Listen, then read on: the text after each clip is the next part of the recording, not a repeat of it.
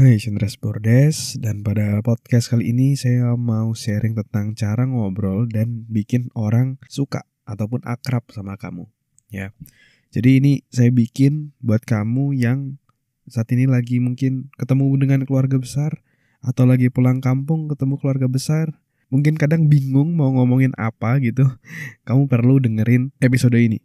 Dan ini nggak cuma bisa diterapin di ketika ketemu keluarga besar, tapi ketemu dengan siapapun orang lain kamu bisa terapkan ilmu ini juga, ya.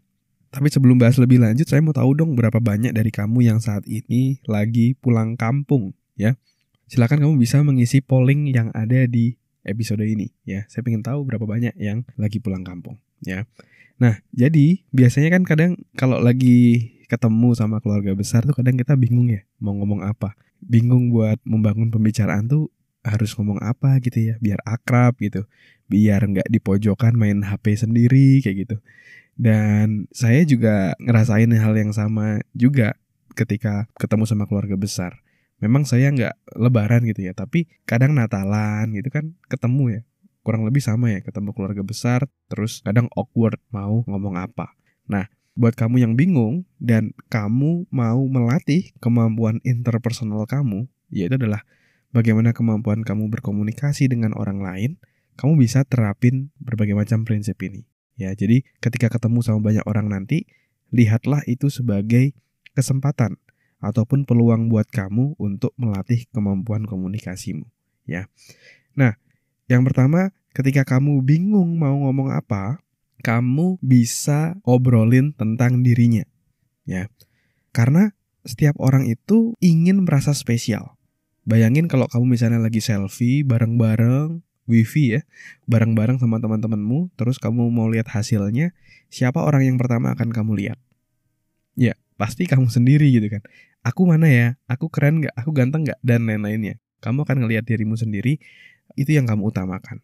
Ya, itu salah satu contoh orang itu mengutamakan tentang dirinya. Orang itu ingin merasa spesial. Nah, maka dari itu, ketika kamu bingung mau ngobrol apa sama orang lain, ya obrolin aja tentang dirinya dulu, ya. Kamu bisa mulai dari gimana kuliahnya, lagi sibuk apa sekarang kayak gitu. Nah, terus obrolannya yang mengalir dari pertanyaan-pertanyaan general tadi, baru makin lama makin spesifik kayak gitu.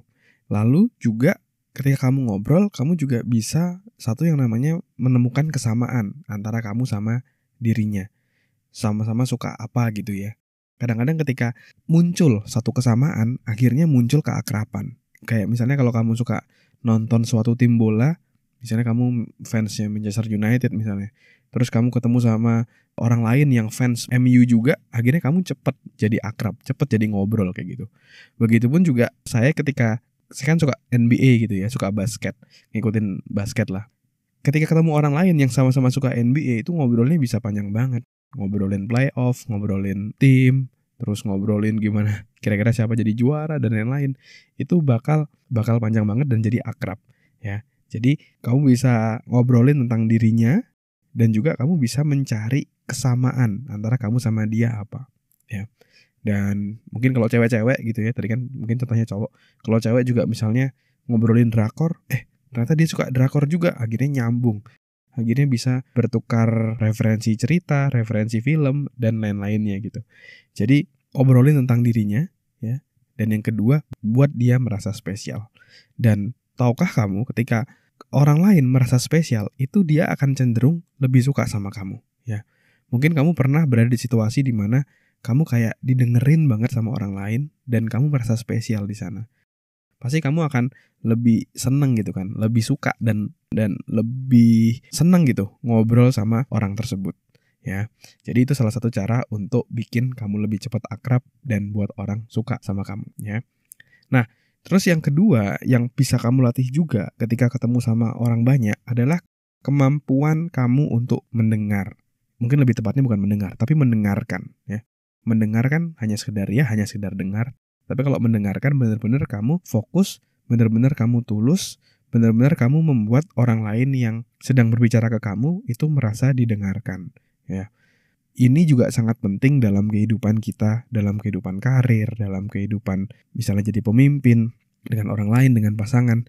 Skill ini sangat penting banget. Selama kamu hidup sama orang lain, kamu perlu kemampuan mendengarkan agar orang bisa merasa didengarkan dan merasa spesial juga. Nah, ada beberapa poin yang bisa kamu latih agar kamu bisa melatih kemampuan kamu mendengarkan. Yang pertama, kamu kalau lagi ngobrol harus nunggu dia sampai selesai ngomong dulu baru kamu potong. Ya. Banyak banget orang yang saya perhatiin, dan saya pun dulu juga seperti itu, kadang suka motong pembicaraan orang. Orang lagi ngomong apa, kita cut. Lagi ngomong bla bla bla bla, kita cut. Oh, dulu saya juga pernah tuh kayak gitu. Nah, itu pasti nggak enak banget. Bayangin kamu lagi ngobrol sama orang, terus kamu dipotong sama orang lain padahal kamu belum selesai ngomong. Pasti itu rasanya sangat-sangat tidak enak gitu. Jadi belajar untuk mendengarkan sampai orang tadi selesai ngomong dulu, baru gantian kamu ngomong. Ya. Nah, terus ketika mendengarkan, kamu bisa juga kasih respon-respon nonverbal yang menandakan bahwa kamu mendengarkan. Misalnya seperti mengangguk gitu ya. Atau kamu ketika orang lain ngomong bla bla bla bla bla, kamu memberikan suara-suara seperti kayak gitu ya. Itu cukup powerful juga untuk membuat orang merasa didengarkan.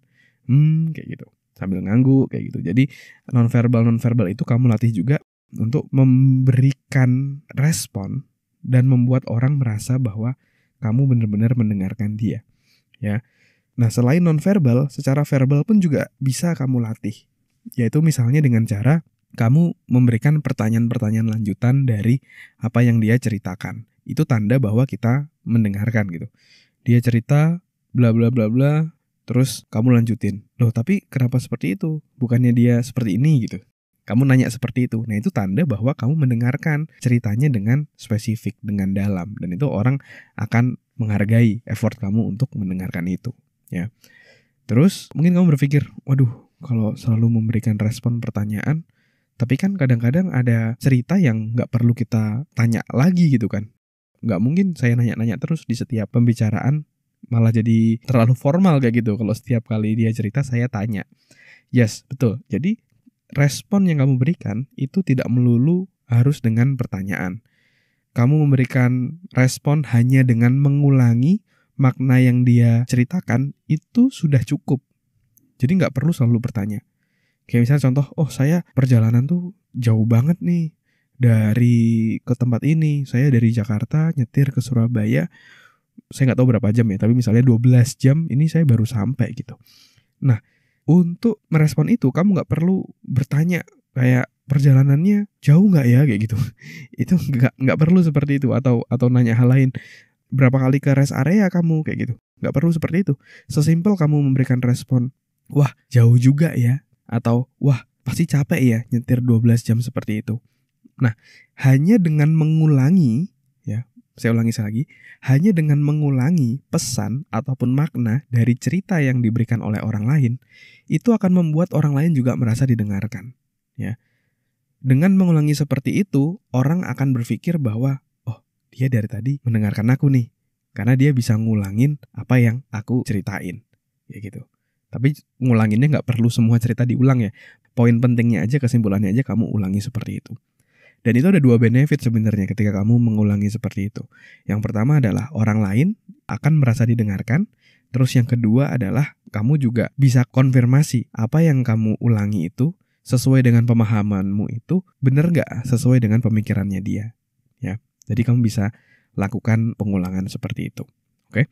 Nah, itu dia tadi yang bisa kamu praktekkan mumpung lagi banyak orang nih, ketemu lagi banyak orang.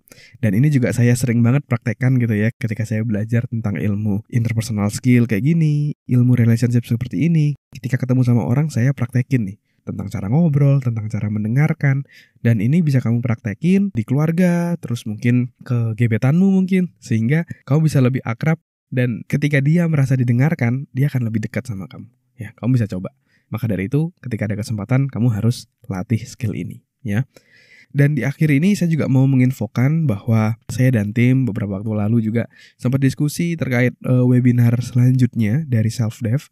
Kita udah nentuin yaitu di hari Minggu tanggal 4 Juni 2023 dari jam 10 sampai 11 pagi kita akan ada webinar ya. Kali ini temanya adalah Success Anywhere.